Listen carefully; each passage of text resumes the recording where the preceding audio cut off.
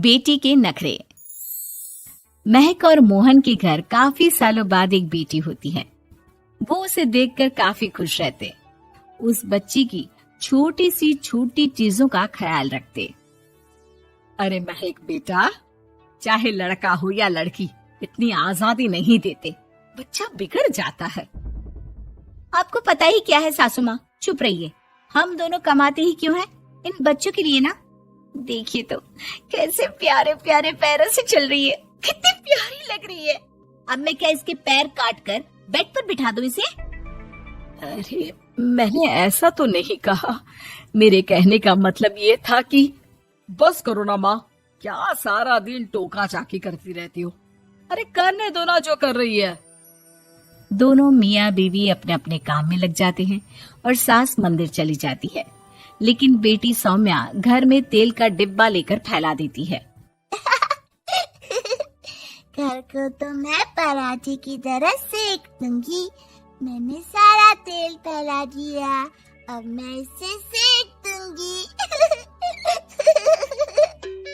महक कमरे में आती है जहाँ सारे तरफ तेल ही तेल फैला हुआ होता है। अरे मोहन देखो तो, अपनी छोटी सी बच्ची की हरकत, पूरे घर में तेल फैला दिया। मोहन भी आकर हंसने लगता है। छोटी सी सौम्या को लगता ही नहीं कि उसने कोई गलत काम किया है, वो भी खुश हो जाती है। अब तो आए दिन वो कोई ना कोई नया नुकसान करती, कभी टूथपेस्ट गिरा देती तो कभी डिटर्जेंट। हालत ये थी कि घर का राशन किसी किसी महीने तो 2 बार भरना पड़ता। रोज ये कोई ना कोई नुकसान करके खड़ी होती है। अरे तो क्या हो गया माँ जी, बच्ची है, बच्चों वाले काम ही करेगी ना। आप बिना पता नहीं क्यों उसी के पीछे पड़ी होती हैं। धीरे धीरे सौम्या बड़ी होती है। एक दिन, माँ देखो दरवाजा खोलो, वो ऑनलाइन मैंने जीन्स मंगवाई थी, वो आई होगी। 3000 दे देना और पैकेट ले लेना। 3000? ऐसी कैसी जीन्स है बेटा, ये तो बहुत बड़ा अमाउंट है। माँ फालतू बात थोड़ा कम ही किया करो और जल्दी जाओ, वरना समझ लो खाना नहीं खाऊंगी मैं आज सारा दिन। सास वहीं खड़ी सब देख रही थी, लेकिन अब तो उन्होंने भी बोलना छोड़ दिया था। अब तो आए दिन सौम्या के खर्चे बढ़ते ही जा रहे थे, कभी महंगी ड्रेस तो कभी दोस्तों के साथ पार्टी। पैसे दे दो तो ठीक, ना दो तो घर में कलेश। ये सब तुम्हारे ही कारण हुआ है। देख रही हो कैसी हरकतें हो रही है इसकी। रात के 8 बज गए हैं, लेकिन महारानी जी घर पर है ही नहीं। तभी सौम्या पड़ोस के लड़के के साथ वहाँ आती है। ओके बाय रोहन, कल फिर मिलेंगे, लव यू। ये क्या हरकत है सौम्या, आज तो तुमने हद ही पार कर दी। पापा कब से परेशान है। और ये लड़का कौन है? तभी पास खड़ी सास बोलती है, देखो महक, आज तक मैंने कहा नहीं था, लेकिन मैं आज कहूंगी, क्योंकि ये मेरे घर का मामला है। मैं नहीं चाहती कि मेरे बेटे का खानदान खराब हो या फिर कोई हम लोगों के घर के लिए बात करे। जाओ इसे ऊपर कमरे में छोड़ाओ, इससे कल बात करेंगे। मॉम देखो ना दादी क्या बोल रही है, चुप कराओ ना इनको, जैसे हमेशा करा देती हो। महक को अपनी गलती का एहसास हो रहा था, वो चुपचाप खड़ी होती है। मोहन बेटी को अच्छे से कमरे में सुलाकर माँ के पास आता है। देखो ये लड़का ठीक नहीं है, अब तुम लोग इसकी शादी करवा दो, ससुराल वाले अपने आप देख लेंगे। शादी के बाद जिम्मेदारी पड़ेगी तो सब ठीक हो जाएगा। शादी अभी तो 25 की है ये। तो क्या 50 तक बैठाओगी? नहीं नहीं, ठीक कह रही है माँ, इसके लिए जल्दी से कोई लड़का देखता हूँ। अगले रोज सौम्या खाने के टेबल पर, मैं आप लोगों को बता देती हूँ, मैं रोहन से प्यार करती हूँ और उसी से शादी करूंगी। रोहन? वही ना सक्सेना का लड़का, वो सक्सेना जो पिछले महीने ही जेल से छूट कर आया है। वो जेल नहीं, काम के सिलसिले में अमेरिका गए थे।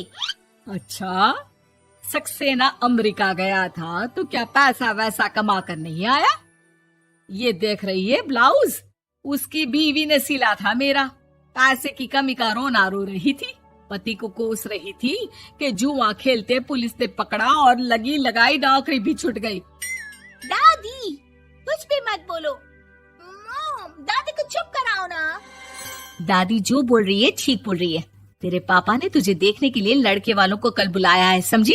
अगली रोज लड़के वाले सौम्या को देखने आते हैं और उसकी शादी मयंक से हो जाती है। शादी के बाद सौम्या मायके आती है। वाह माँ, कितनी अच्छी शादी कराई है आप लोगों ने मेरी। लेकिन मुझे कुछ दिन और यहाँ रहना है। अरे बेटी, ये तेरा ही तो घर है, जितनी मर्जी रह। और क्या, दमाजी कैसे है? अरे वो मयंक नहीं आया, कल शादी, आज तो अकेले, सब ठीक तो है ना? महक एक बार फिर सास पर चढ़ बैठती है। अब बस करिए ना माँ जी, अब तो ज्यादा ही हो रहा है। माना आपकी कुछ बातें मैंने नहीं मानी, लेकिन अब ये मेरी बेटी मायके आई है तो क्या उसका मतलब यही कि वो लड़कर आई है? हाँ पीना। सौम्या दादी की तरफ देखकर मुस्कुरा देती है, जैसे उन्हें चिढ़ा रही हो। दादी, मैं लड़का नहीं बल्कि ये बता कर आई हूँ कि मुझे कुछ दिनों के लिए यहीं रहना है, माँ के पास। मेरा मन धीरे धीरे ही तो ससुराल में लगेगा। अब अगर आप बोलती है तो चली जाती हूँ मैं।